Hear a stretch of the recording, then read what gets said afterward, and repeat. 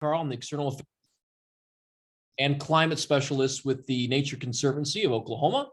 And as part of the work that I get to do for TNC, I get to help focus on our climate messaging and kind of how that all kind of resonates really well, across the state. And in order to do this, we actually talked to a whole bunch of stakeholders during about 10 months of 2020 to really dig into all that. And so what I'm going to be sharing with you all today is kind of what we gleaned from all of that and what we're kind of going forward with and being able to talk about this issue better, knowing what we now know from talking to all these various stakeholders.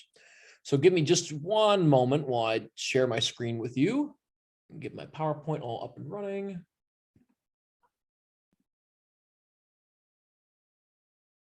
Come on. All right, there we go. I'm assuming seeing the right page unless I hear otherwise from you all. All right. So the whole point of us doing these listening sessions that we did and now sharing all this information with you and other various stakeholders was because we wanted to find alignment on this topic. We know that climate change is tricky to talk about, particularly in this state. And so we wanted to figure out, we know we can disagree on this topic a million plus one different ways, but what about how we actually can all find alignment and say, where do all these various stakeholders actually agree on talking about this issue? And can we make this a more talked about issue within the state without getting people mad? And the answer is yes, we can. And we help to figure out kind of what that looked like. So let's first kind of unpack why we at the Nature Conservancy did this. Why are we interested in this? We are one of the largest environmental nonprofits in the world. And so, of course, we're very much having, keeping our pulse on climate change because that impacts our own conservation work, our work on the ground, and our own mission to protect the land and water on which all life depends. So we know that talking about climate change in our own state is very different versus other spots, particularly in coastal states. It's a different rhetoric, it's different language, different concerns, different opportunities, all of that. So for us to even begin to explore this topic and get people more comfortable talking about this issue, which we with TNC think does need to be talked about more and more does need to be done, needs to be done, we have to figure out what language can we use, what priorities are there, all of that. In order for us to understand, us as an organization, TNC, to understand where there may be opportunities for solutions and also identifying where there are challenges too, we have to understand where Oklahomans are on this issue first. And hard for us to know unless we ask and have some good in-depth conversations. And these listening sessions were really wonderful to dig into all that, hear people's thoughts on this and really, explore what this meant. And now we get to share this all back with you. Also, on top of all that, and what's made this a really successful endeavor on our part is that we're kind of uniquely positioned.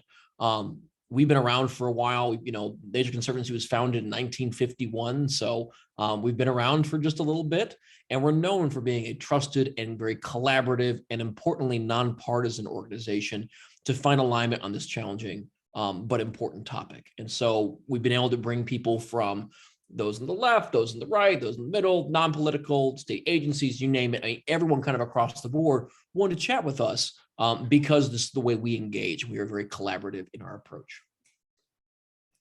So to give you an idea of who all we spoke with, for these sessions, we really did try to cast the net out as wide as possible and speak to as many different important stakeholders as we could. That encompassed about 200 different individuals from about February of 2020 through December of 2020. And looking around the wheel, you can see the various different sectors that we focused on.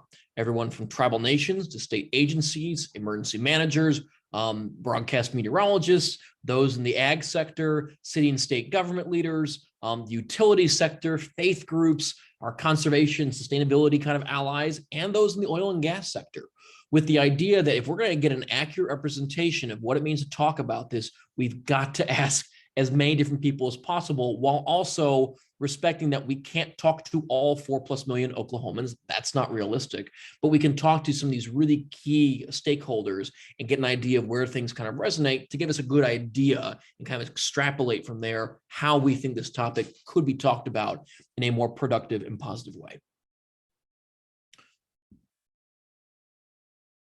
So to give you an idea of kind of what we dug into with this, and this is kind of getting into the meat and potatoes of this presentation, broke this down really into two different sections, at least larger chunks, the opportunities and the challenges. And so we'll kick off kind of with what were the opportunities that we identified talking to all these groups. And so when I'm putting these things up, these are things and themes that came up again and again and again. And so we could say with a fair amount of certainty that this is what these various groups are all seeing as various opportunities. And so there's probably some energy around there for us to work with.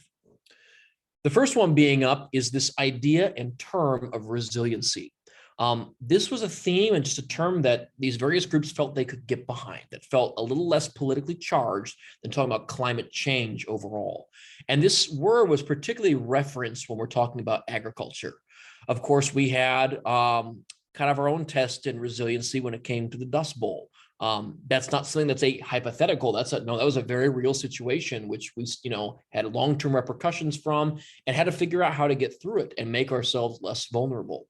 And so because of that, and because we had that success of being able to say, okay, let's have better soil health practices, let's have better farming practices, so we don't end up in this more vulnerable state again, gives us kind of a good chance to champion resiliency. And this is kind of a term and a theme that's baked into our own DNA, perhaps a little bit more so than other folks in other states where we have a very real, very impactful situation we can point to and say that our resiliency got us through this. And so this feels like a very natural term to use overall. Talking to these various groups, there's concern over extreme weather impacts on our own state and beyond. Things like longer lasting droughts and more frequent severe flooding, which are kind of the two primary fingerprints of what we would expect with climate change in terms of impacts here within our own state. The idea of us having to deal with more disasters is expensive. Talking to these various groups saying, hey, it's kind of in our best interest. We should probably try to keep those less costly if we certainly can. It's economically in our best interest. So there is concern about what does that mean, particularly when talking about droughts and more frequent severe flooding, just kind of water issues overall. So all that together, we want to make ourselves less vulnerable and have disasters as they do come up, which we've always had, but if we're going to be dealing with them more frequently or having more severe aspects of droughts and flooding going forward, we want to be better prepared for that. This is kind of an interesting point to glean. Focusing on solutions seems to be a better way to frame climate change versus doom and gloom. I can't tell you how many different groups brought this up. And if there was one state that was cited a bit more in terms of where they're hearing a lot of the negativity come from, it was usually from California. And I grew up on the West Coast myself, so I get to poke fun at them a little bit. But it does feel like sometimes what we hear in terms of the rhetoric from coastal states, and I certainly understand why California is kind of, pointed at with this, is you're hearing a lot of the, concern about climate change. Oh my gosh, we have to do something now, immediately. It's very ultra high risk. The alarm bells are at 10. It's very, very high in terms of the level of alarm about it. But what we were hearing from a lot of these groups was that level of alarm is a turnoff of saying, if you're crying wolf all the time, I kind of start not thinking that we should be talking about things that way. It just doesn't resonate here nearly as well. And so a lot of the groups we spoke with said, I get it's a concern. I get we got to do something, but what can we do? What does that look like? I don't want to run around like a chicken with my head cut off. I want to figure out what those solutions look like. So many of these groups said, if someone could just tell me, what do I need to do? What does my state need to do? What does my community where I live need to do? What does my sector need to do? I'm going to be much more receptive and much more interested in what we can do. I just don't want to feel like I'm powerless in this. I want to feel like I can contribute and be part of the solution. Other opportunities. Youth especially seem to be into the topic of sustainability, how they can keep the planet in good shape. So your millennials and Gen Zers are really, really into sustainability and what that kind of looks like. Since those generations are going to be around the planet for a long time, they're really curious on how things are going to be looking decades down the line. On top of that, though, for those participants in these various groups who are parents and grandparents, there is very much a strong desire for them to make the world right and healthy for their children or grandchildren. So what kind of got this response is when I said, why do you care about climate change? You all came to this session voluntarily. Why? And for a lot of those who were parents and grandparents said, I'm thinking about my kids. I'm thinking about my grandkids. I'm thinking about that legacy that I'm leaving for the next generation of Oklahomans. What kind of world, what kind of environment am I passing along to them? Is it going to be as good shape as what I've got to enjoy? So it's that passing of the torch and kind of that legacy of conservation that was kind of alive and well and saying, I want to make sure this can be, our planet is passed along in good shape.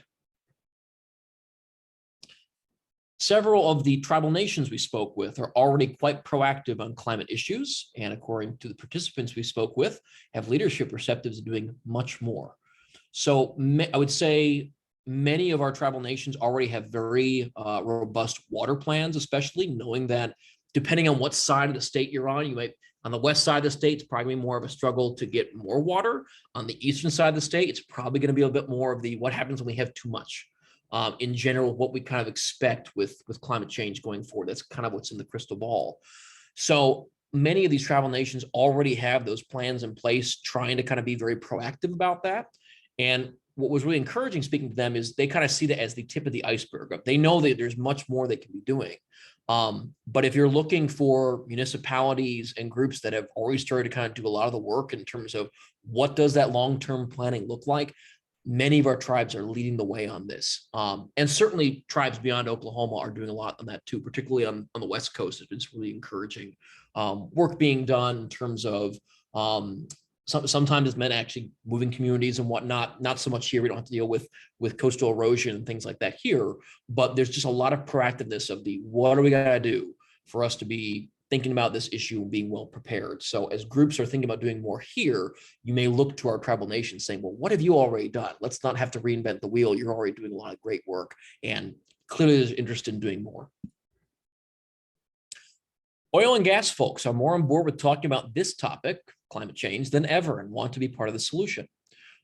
This was really encouraging as we were reaching out to all these various oil and gas folks, either through folks that we knew or through, sometimes it's just cold emails saying, hey, we want to talk about this. Are you willing to sit down with us for an hour and go through it? And, it was resoundingly, yes, this is topic du jour. This is a hot topic right now.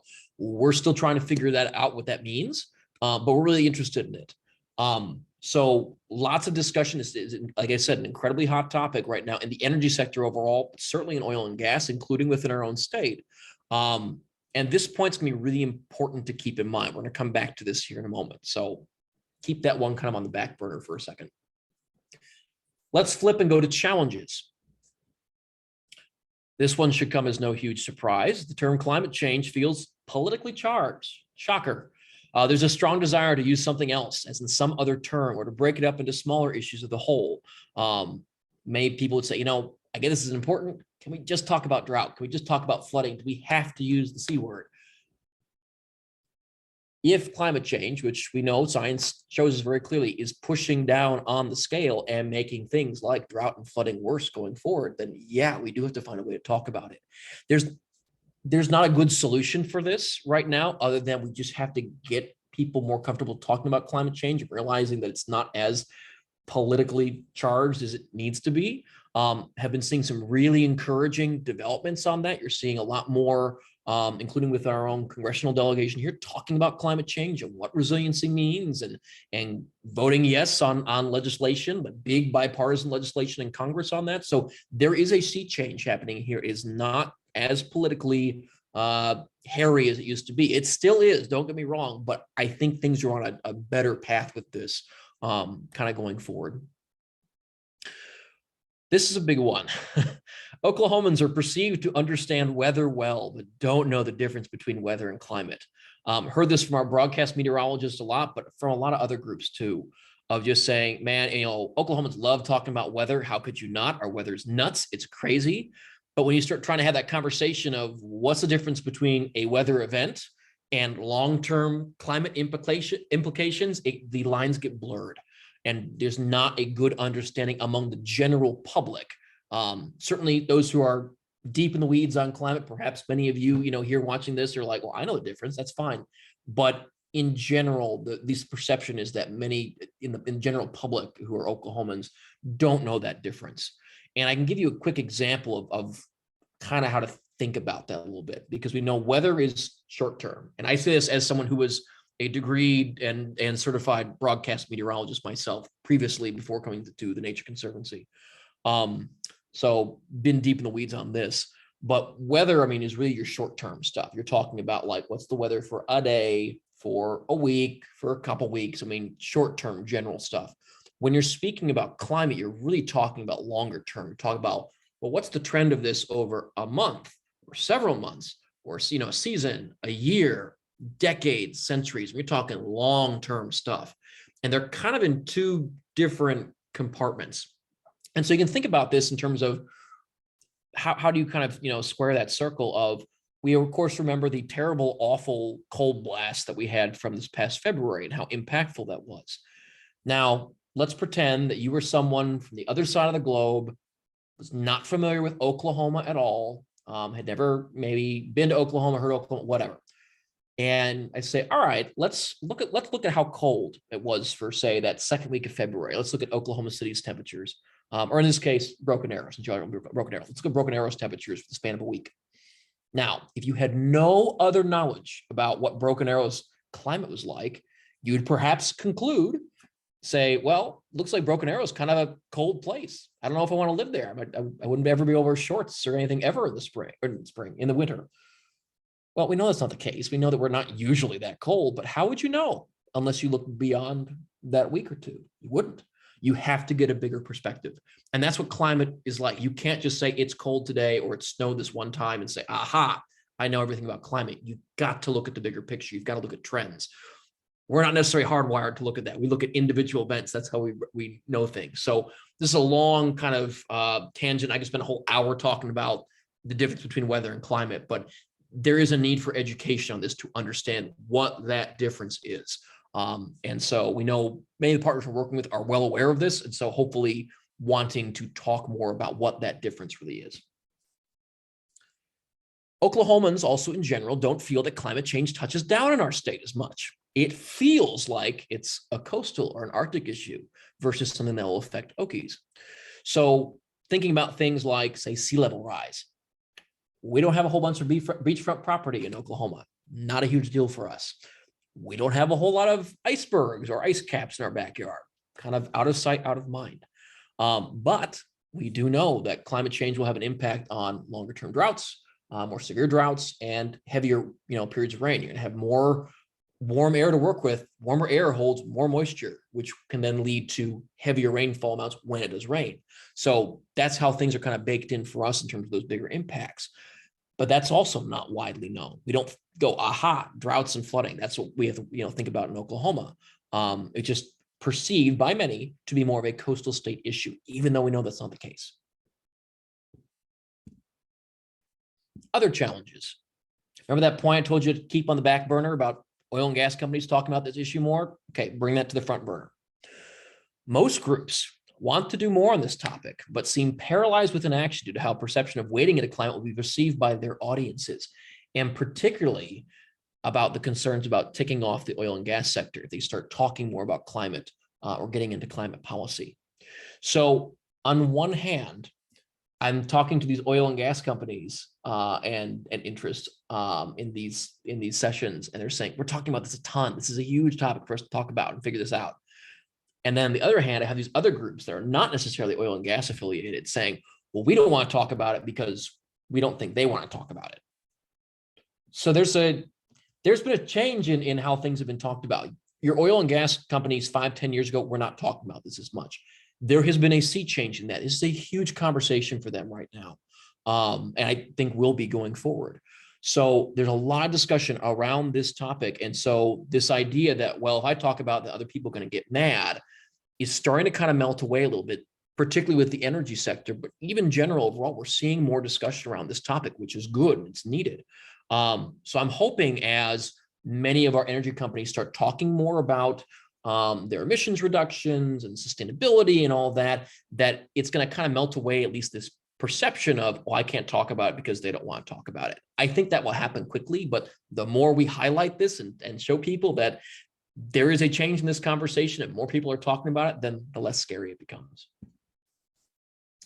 There's also a perception of climate change being viewed negatively in the ag sector from the ag attendees we spoke with.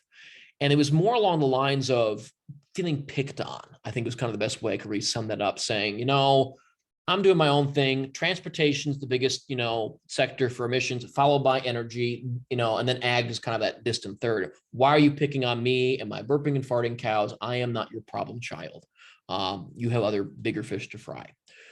So up until now, we haven't had necessarily as many direct, like, here's what ag can do in terms of helping out with climate change. We're seeing more of that in terms of discussions around carbon sequestration. We're seeing a lot of discussion around agrovoltaics, about having solar farms and such on top of some crops that could actually use a little bit more shading. I mean, these are really cool climate solutions that are coming along. And so I think as we eventually get to point more of those examples, saying, look at what the ag sector is doing, look at how they're contributing and making things better, I think will give more things to stand out and help the ag sector not feel picked on as much, and be able to point to specific things that are being done. And also, there's starting to be some more money attached to things like this. There's lots of opportunities for investment. And so as that starts to be talked about more, and we know there's interest there too, from talking to these groups, sometimes they feel picked on, but they also know that they're curious about some of these climate solutions when they know there's dollar signs attached. So, and that shouldn't be a huge surprise to anyone. So hopefully as that kind of gets out more, and we're seeing more and more of that, and see that pebbles start kind of tumbling down the mountain and kind of picking up speed, we're going to see some of that negativity melt away. And I think we're already starting to see more of that since we had these conversations in 2020. A couple other observations. People seem to be open more to discussing the topic civilly in person, not so much on social media. Social media can be kind of toxic. I think we certainly all know that. And in terms of when I would ask this question of, what are some changes you noticed in terms of what you think, could be climate change related here within Oklahoma? One of the things that was most commonly brought up was, especially by folks who grew up in Oklahoma in the 50s, 60s, and 70s, who've been around for a while, and know how kind of things were like when they were growing up. The lack of recent snow, recent being the key word, seems to be a common local observation among groups as a potential impact of climate change. Where if you look at our records dating back to the 50s, 60s, and 70s, kind of across the state, we did have longer cold spells. We did have more snow. You especially get beyond the early 2000s, and snow starts to become a little less frequent. And in fact, in the last 10 years, it's become a lot less frequent. Now, this last winter we had was hellish. It was pretty bad, but it'd been the first time in a long time we'd actually had a serious winter outbreak like that. We really hadn't had that for quite some time. Tulsa actually had its longest ever snow drought on record, as in not being able to reach its average amount of snow, about 5.5 inches for a season, going all the way back to 1900 when those records began. So Tulsa went for about 8 or 9 years and it wasn't able to make it up to that average. And that was the longest drought, or at least spell, where he didn't get up to that average on record. So there has been impact to that, because we're always kind of on the line of like, is it cold enough to snow or get ice? Maybe not. And so if we're seeing that happen a little bit less, it's just a couple of degrees warmer, we're not going to have as much in the way of snow. And so we've started to see at least some impacts with that, and it is being noticed by the general public. How about a few sector specific things though? Let's talk about the ag sector. Very important constituency, of course. Drought overall, a huge concern in terms of what does that mean for water security? What does that mean for crops? And a lot of that just kind of left over from the Dust Bowl. Just, we know how impactful nasty drought can be when things really turn, awful. Let's do everything we can in our power to not be, vulnerable to extreme drought. Amongst this group too, also a more definite split as to whether there's a belief that climate change is more of just kind of a natural cycle or caused mostly by man.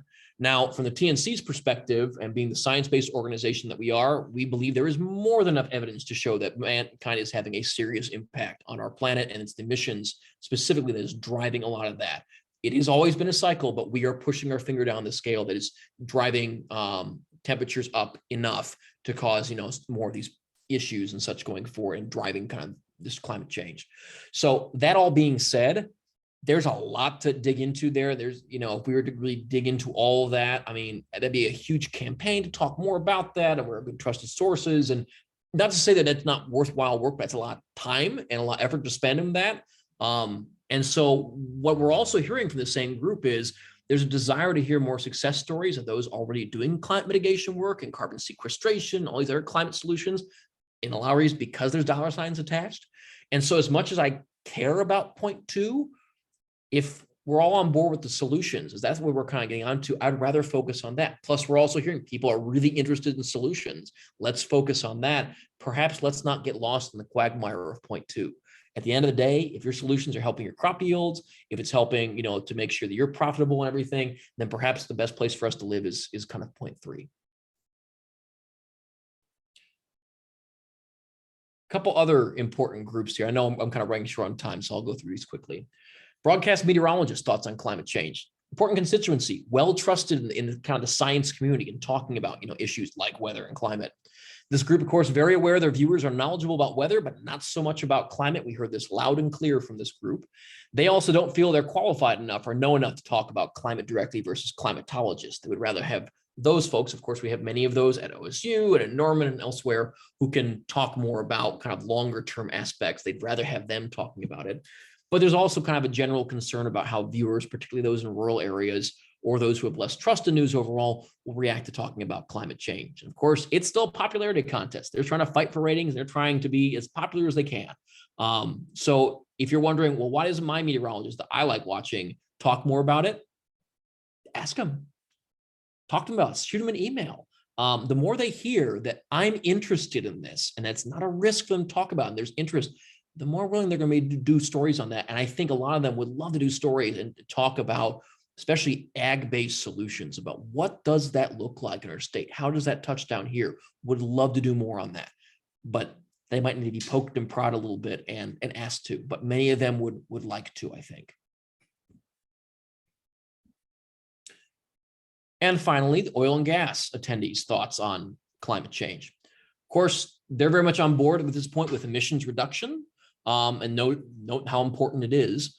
But they do want it to be cost effective. It still has to make business sense for them, and for there to be a future in which natural gas especially is still part of the energy mix. They are very protective over natural gas and its future being part of the energy mix going forward.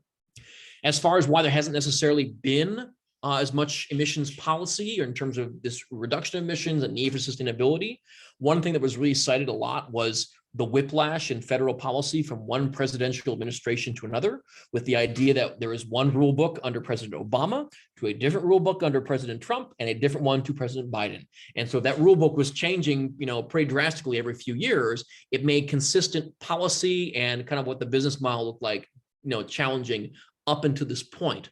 What has changed, though, with this group is that sustainability and ESG, which is short for environmental, social, and governance, is very much a hot topic for companies.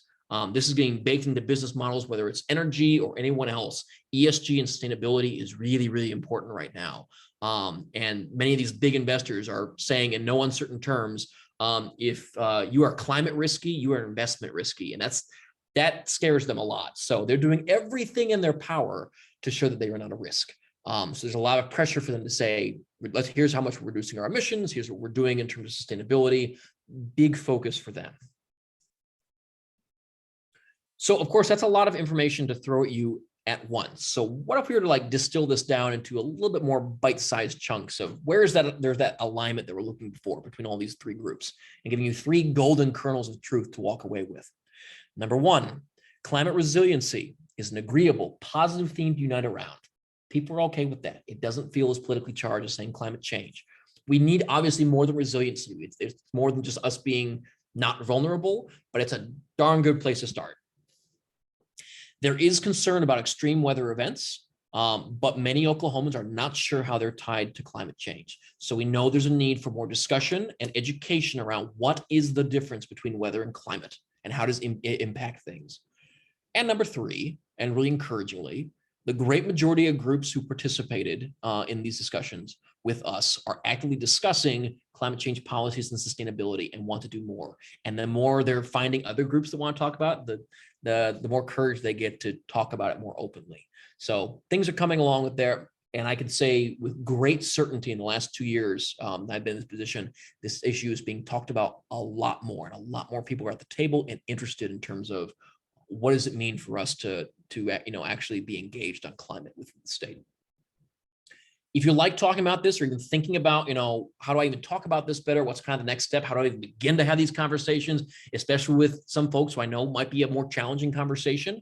I would highly recommend you check out our great resource that we have called OK, Let's Talk Climate. If you pick up your smartphone, open up your camera feature, and then point it up at the screen with this QR code, that will take you directly to the download for this. You can check that out and kind of get some good ideas for how you might approach this. Really good digging into some of the psychology, because a lot of this is it's not the knowledge aspect, it's the, what does it mean to talk about this issue well, and how is the best way to approach this? Not what you say, but how you say it. So this is a really good little guide. So if you get a chance, check that out. It's really a really good guide for making this topic, this challenging topic, easier to talk about. And that's what I have for you. So I'd love to take any questions at this time. And in the meantime, thank you so much for inviting me to speak to you all. I hope you found the information that we gathered interesting and useful for you going forward.